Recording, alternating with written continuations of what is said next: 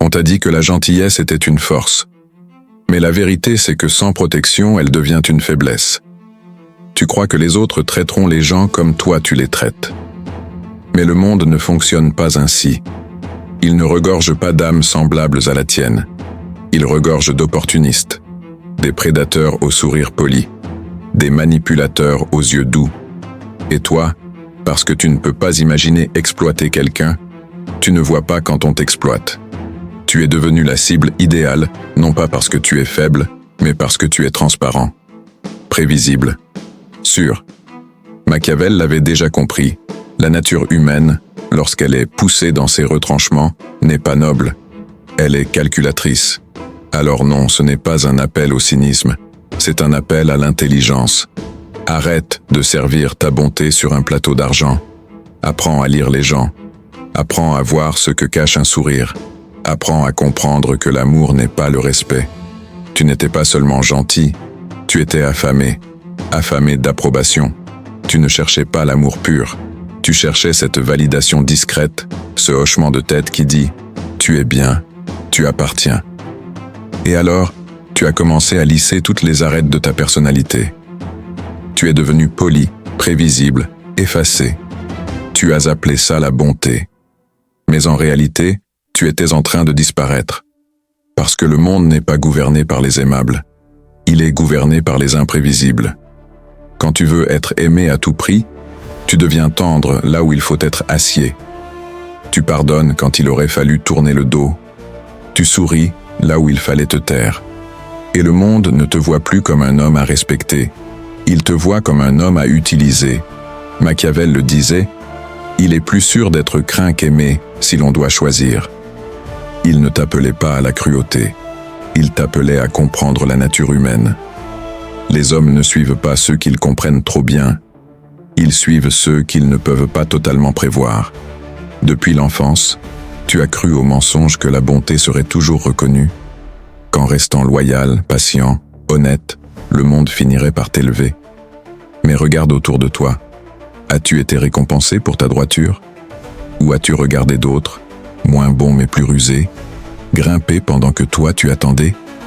Parce que le monde ne couronne pas les vertueux. Il couronne les stratèges. La question n'est pas ce que tu es. La question est, comment contrôles-tu ce que les autres perçoivent de toi? Tu peux être le plus intelligent dans une pièce. Mais si tu sembles hésitant, si tu sembles désespéré, tu as déjà perdu ton pouvoir. Le manipulateur gagne, non pas parce qu'il est meilleur, mais parce qu'il paraît sûr.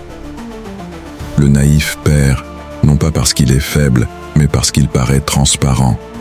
Alors retiens ceci, ce n'est pas seulement ce que tu es qui compte, c'est ce que tu projettes.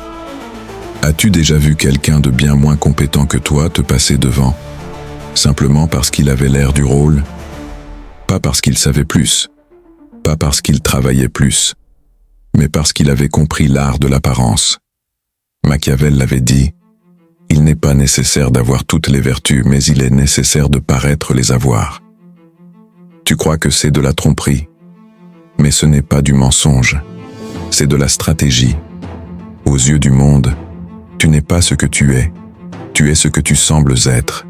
Ta posture, ton ton de voix, ton silence ou tes mots hésitants, tout cela façonne ton image plus que tes valeurs réelles. Et le pire, les gens suivent plus volontiers l'illusion d'autorité que l'authenticité sans présence. Alors arrête d'espérer que ta valeur sera reconnue un jour. Commence à la montrer. Pas en mentant, mais en maîtrisant ton image. On t'a appris que parler était une preuve de force, que dire ce que tu penses prouvait ton courage. Mais la vérité, c'est que trop parler te rend prévisible. Et ce qui est prévisible est contrôlable. Machiavel le savait. Un prince doit savoir dissimuler ses intentions. Pas par cruauté, mais par survie. Parce que chaque mot est une arme, parfois contre toi.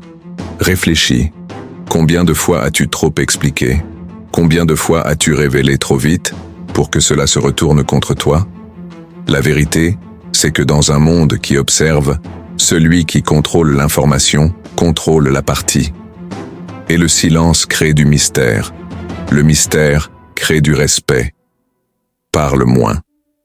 Mesure chaque phrase. Fais en sorte que tes mots résonnent longtemps après que tu les aies prononcés. Parce que le silence bien placé est plus puissant que n'importe quel discours. Si les autres savent prédire tes réactions, ils te contrôlent. C'est aussi simple que ça. Réfléchis. Combien de fois as-tu réagi toujours de la même manière face au rejet, face au conflit, face au manque de respect?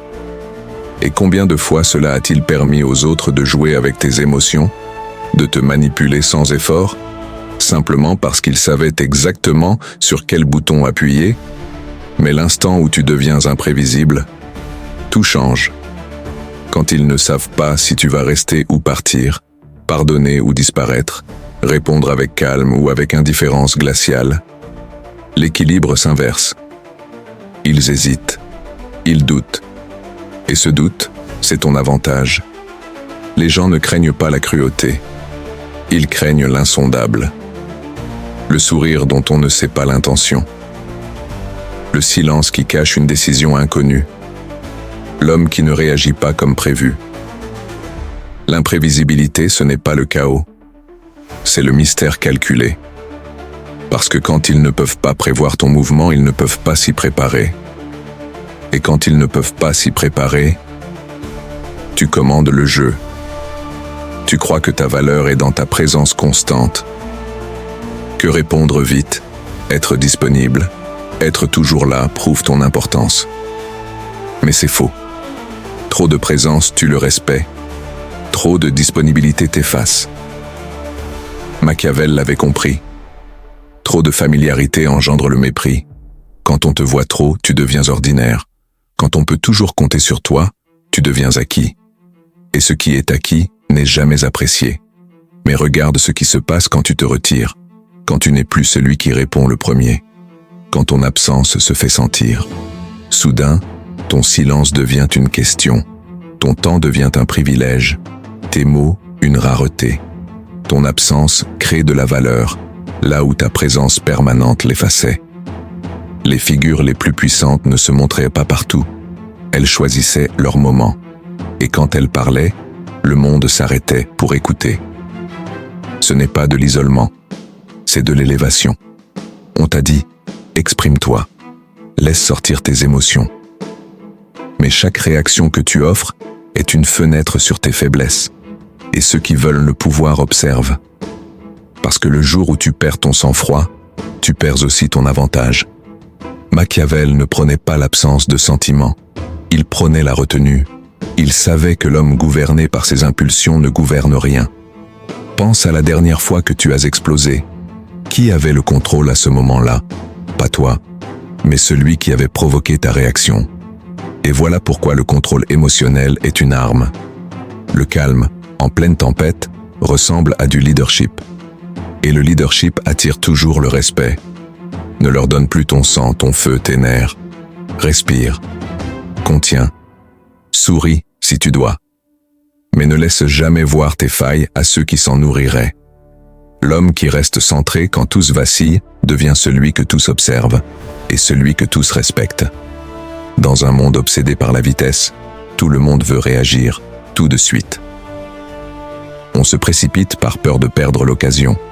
Mais en réalité, ce n'est pas le premier qui frappe qui gagne, c'est celui qui frappe au bon moment. Un chasseur n'appuie pas sur la gâchette au premier bruit. Il attend, il vise, et quand il tire, c'est décisif. C'est ça, la patience stratégique. L'art de contenir son mouvement jusqu'à ce que la situation soit mûre.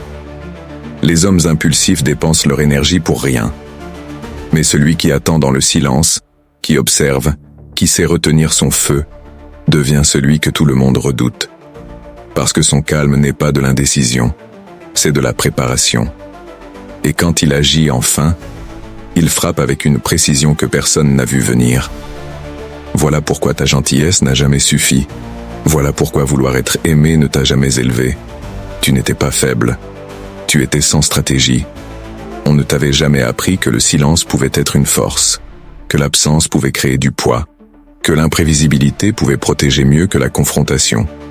On ne t'avait jamais montré que l'image n'est pas de la vanité, mais une arme, Que tes émotions, si tu ne les contrôles pas, deviennent tes chaînes. Que le temps et la patience sont les alliés du pouvoir. Maintenant, tu as vu la carte entière. Alors la question n'est plus « As-tu compris ?» La question est « Es-tu prêt à devenir l'anomalie ?» Parce que si tu retournes à l'ancien jeu, à chercher l'approbation, à tout expliquer, à réagir à chaque coup, tu te noieras dans un monde construit pour dévorer les obéissants.